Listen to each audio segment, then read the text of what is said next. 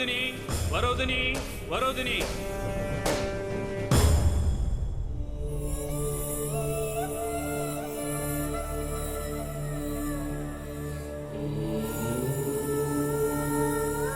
అక్క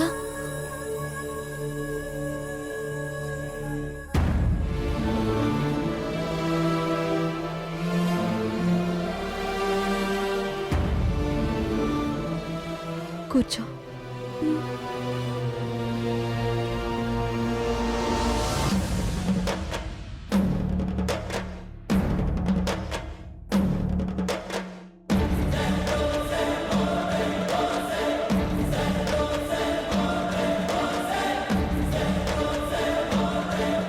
ఏమయ్యా, ఏమంటావు? నీ భార్య మీద వచ్చిన అభియోగాలన్నీ నిజమేనంటావా?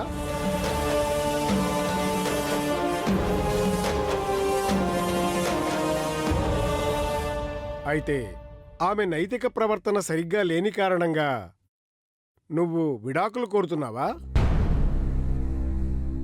అవును సార్.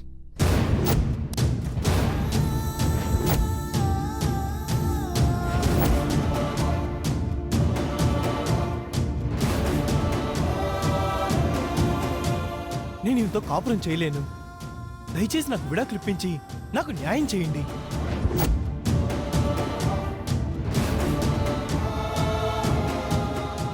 అంటే నువ్వు అనుమానంతోనే విడాకులు కోరుతున్నావా? లేకపోతే నిజంగానే నీ కళ్ళారా చూసి ఈ నిర్ణయానికి వచ్చావా?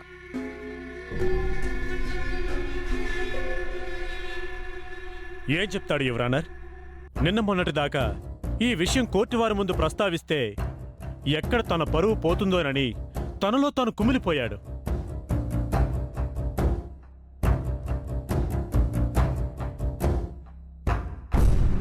కానీ ఇటువంటి భార్యతో ఏ మగాడు మాత్రం కాపురం చేయగలడు?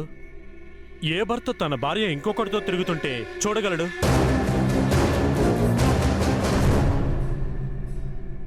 ఇలాంటి నీతిమాలిన పనులు చేసే ఆడవారికి తన సుఖం కోసం స్వేచ్ఛగా విచ్చలవిడిగా బరితెగించిన ఆడవారికి, ఇంత నీచమైన ప్రవర్తనతో భర్తను మోసం చేసే ఆడవారికి విడాకులే సరైన శిక్ష. గెంటేయడమే గుణపాఠం యువరానర్. చాలా ఆపో.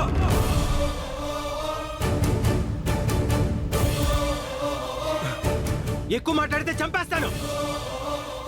ఆర్డర్! ఆర్డర్! మిస్టర్ రాజా, కంట్రోల్. కోర్టులో ఎలా ప్రవర్తించాలో నీకింతకు ముందే చెప్పినట్టున్నాను. సంయమనాన్ని పాటిస్తే కోర్టులో ఉండండి, లేదా దయచేసి బయటికి వెళ్ళండి. సార్, నాకు మాట్లాడే అవకాశం ఇవ్వండి సార్, ప్లీజ్. అక్కడి నుంచి మాట్లాడడం కుదరదు. నువ్వేదైనా చెప్పదలుచుకుంటే ఫోన్లోకి వచ్చి చెప్పుకోండి.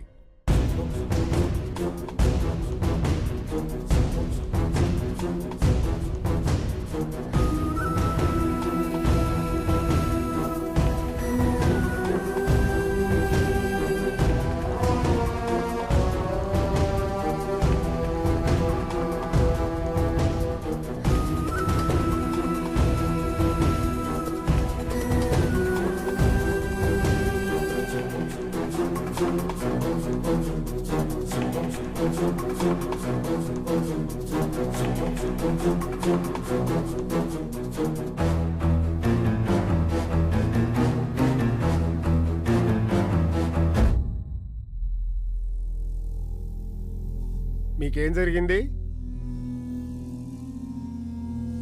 నాదే ఉంది యువరానర్. ఇది పైకి కనపడే గాయం,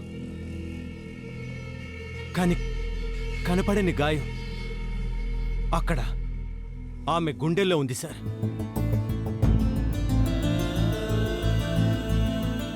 ఈ మహానుభావుడే ఆ పుణ్యం కట్టుకున్నాడు.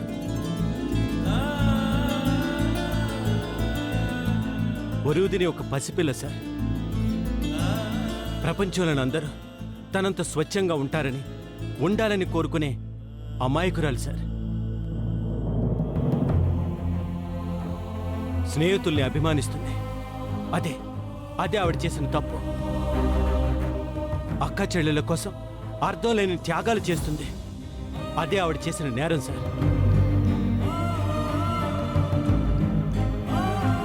అమ్మా నాన్నల కోసం, ఆ కుటుంబం బాగుండడం కోసం ఈ నిజం తెలిస్తే గుండె పగిలి చచ్చిపోతారని ఆఖరికి ఇతని తల్లిదండ్రులు కూడా చెప్పకుండా దాచింది.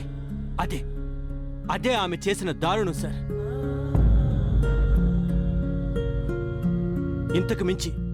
ఇంతకు మించి తనకే పాపం తెలియదు సార్.